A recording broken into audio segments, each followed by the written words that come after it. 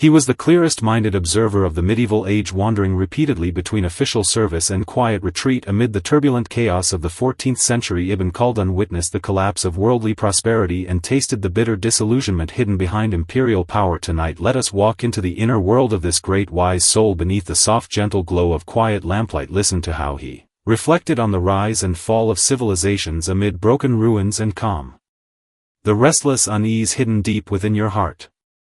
True profound wisdom can only be forged within the crucible of extreme disaster and hardship, and such is the timeless wisdom contained in Ibn Khaldun's monumental work the Muqaddimah. The Black Death swept across the world, claiming the lives of his family, teachers and closest mentors, while the vast armies of Timur laid siege to city gates, pushing human civilization to the brink of despair. It was within these desperate dark hours that he perceived the hidden cyclic laws governing the rise and fall of history. This tale is far more than a recollection of the distant past, it is also a journey of deep spiritual healing. Close your eyes, follow the low soothing tone of the narration, and touch the calm detached clarity that has endured across 600 years of time.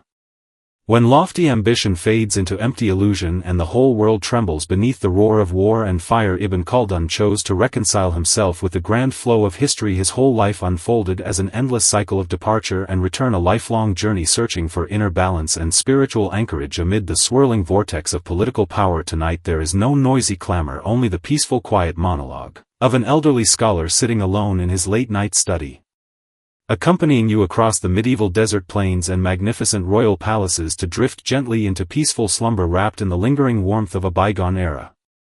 Imagine an elderly man well past 70 years of age sitting alone beneath the city walls, encircled by a mighty invading army. Outside the gates stood the ruthless conqueror Timur, known to history as Timur the Lame, whose iron cavalry had crushed the brilliant civilizations of most of Central and West Asia. Inside the city the once glorious royal dynasty trembled in fear and uncertainty, yet this elderly scholar knelt not to beg for mercy or favor, but sat face to face with the great conqueror, exchanging profound thoughts on history, society and the fate of nations. This wise solitary thinker was Ibn Khaldun. Tonight, accompanied by the softly flickering glow of the hearth fire, we walk fully into the untold life of this remarkable soul. Through this tranquil tale meant only for quiet reflection, he once served as the most trusted chief advisor to countless royal courts across North Africa, yet was repeatedly thrown into dark prison cells and even exiled to wander alone in desolate wilderness. He watched helplessly as the Black Death ravaged continents, sweeping away his parents, mentors and beloved friends, as if fate sought to empty his entire world, forcing him to gaze directly into the hollow meaninglessness of mortal existence. Amid the crumbling twilight of the old world, every word he wrote strove to answer an eternal philosophical question: why do great civilizations rise strong from barren wilderness, while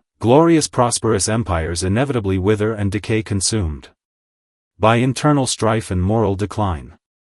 In the year 1348, dark ominous clouds blotted out the blazing sun over Tunis forever, altering the inner character of the young Ibn Khaldun. The Black Death reaped human lives without distinction, sweeping through crowded streets once filled with scholarly debate and lively conversation, leaving only the heavy rumble of wooden funeral carts rolling slowly past empty alleys. Overnight he lost nearly all his family, relatives, respected teachers and loyal friends. The raw reality of standing at the very end of an age cut deep into his soul and left an indelible mark upon his spirit. In his private journal he wrote that this was not merely the end of an era, it felt as though the very foundation of human civilization was rotting away into nothingness. Faced with such overwhelming emptiness and loss, the young Ibn Khaldun was consumed by an almost obsessive longing to understand the true nature of political power. He began traveling frequently between the royal courts of North Africa, journeying from Tunis to Morocco, rising steadily from humble court scribe to powerful chief minister. Dressed in luxurious flowing silk robes, he moved cautiously amid treacherous political intrigue, lavish royal banquets and hidden noble rivalries. Yet he soon came to realize that those self-proclaimed rightful rulers were nothing more than desperate gamblers scrambling greedily for golden cups aboard a ship already doomed to sink. With every step he climbed toward the peak of political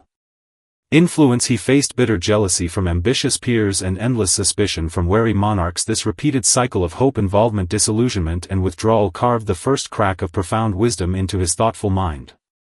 During one period of forced exile brought on by ruthless court intrigue, Ibn Khaldun was compelled to take refuge within a remote isolated fortress hidden deep in the mountains of Algeria. Secluded in the lonely stronghold of Ibn Salama, he cut off all political contact with the outside world for 4 long years. This quiet retreat was not a voluntary choice of elegant detachment, but a desperate retreat into solitude amid the bitter cold winter of political ruin. Yet it was these 4 years of silent seclusion that allowed him to lift his gaze away from trivial bureaucratic documents, corrupt political accounts and endless court trivialities. No longer merely a loyal tool serving the whims of a single king, he transformed into a detached observer overlooking the entire course of human civilization. He paced slowly beside the rough earthen walls of the fortress, pondering deeply over the nomadic tribal societies of the Arabian desert. He came to understand that the strong social cohesion, forged through hardship, kinship, shared faith and collective survival amid harsh natural conditions, was the true driving force behind the birth and rise of every great civilization. Once this powerful bond entered the comfortable indulgence of bustling cities corrupted by luxury, ease, vanity and moral decay, the slow inevitable collapse of dynasties and empires was set into irreversible motion. He named this innate collective social bond Asabiya, the unifying spirit of group solidarity. In that moment he saw through the empty illusion of mortal power, understanding clearly that every seemingly invincible empire already carried the hidden seeds of its own destruction buried deep within its peak of prosperity. After leaving the remote fortress, Ibn Khaldun found no immediate peace. Instead, fate carried him toward an even grander historical stage, the ancient city of Cairo. The Mamluk Sultanate seemed outwardly powerful and stable, yet hidden under its surface lay endless undercurrents of political conflict, corruption and unrest. He was appointed Grand Qadi, Chief Justice of Cairo, striving to mend the chaos and injustice of a turbulent era through the impartial rule of law, strict, upright and unyielding in his judgments. He stood sharply out of place within a bureaucratic system long accustomed to bribery, favoritism and compromised morality. He was dismissed from office time and again, only to be recalled once more thanks to his irreplaceable administrative wisdom and profound scholarly insight. This endless cycle of appointment, dismissal and reinstatement filled him with growing weariness and disillusionment. The heaviest blow of his life arrived in 1384 when he finally received permission to reunite with his long-separated family, only to learn that the ship carrying his wife and children had sunk in a violent storm off the coast of Alexandria. The merciless waves swallowed the last remaining warmth and affection left in his heart. He sat motionless alone in his Cairo residence until the break of dawn, watching the quiet, endless flow of the Nile gliding silently past his window. He realized fate had never shown him the slightest mercy, stripping away every person and every treasure he cherished one by one, as if forcing him to let go completely of all worldly attachment and mortal longing. He began revising and refining his monumental work, the Muqaddimah, with relentless devotion, pouring all his sorrow, insight, philosophy and life experience into every page. The written word was no longer merely a record of historical events, it became his spiritual fortress, built in despair, his only way to struggle against the cruelty of fate and finally achieve peaceful reconciliation with the harsh realities of the world.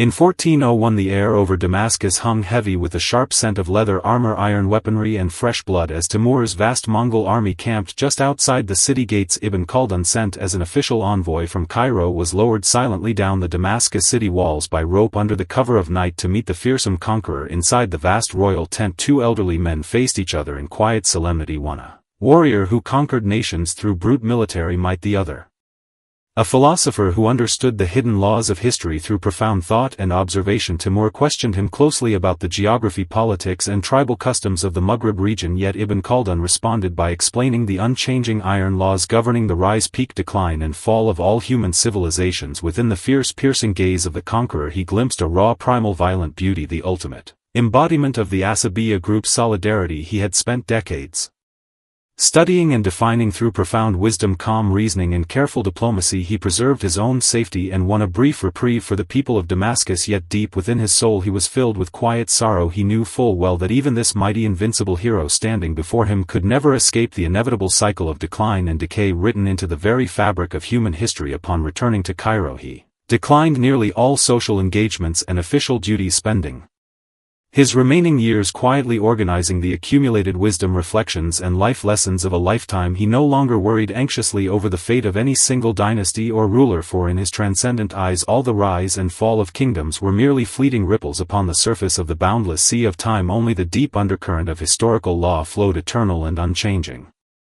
In 1406 Ibn Khaldun passed away peacefully in Cairo, departing this world with no large retinue of followers and no grand elaborate state funeral. He was laid to rest within a simple Sufi cemetery on the outskirts of the city, his grave plain, unmarked and almost indistinguishable among the surrounding tombs. The profound eternal question he left behind: how can humanity find order, stability and inner peace within an ever-changing, unpredictable world, still echoes powerfully across centuries. To the present day he bequeathed to the world no material wealth or political legacy, only a sharp detached way of observation to perceive the hidden cycles of existence, understand the natural order of rise and fall, and peacefully accept the inevitable flow of fate. Our quiet tale for the night draws to a close. This great medieval wise man teaches us that when the outside world is filled with noise, chaos and turmoil, inner peace can only come from true understanding of the essence of life, history, and human nature. There is no need to feel anxious over temporary gain or loss, for all things follow their own natural cycles, just as your breath rises and falls in steady rhythmic motion. Now let this timeless wisdom born from the medieval desert drift toward you like a soft evening breeze brushing gently across your brow. Rest easy and drift away into the quiet spiritual wilderness, free from chaos, conflict and unrest. Beneath the endless shine of countless stars, may your dreams be as vast, serene, and boundless as the endless sand sea of the desert. Good night.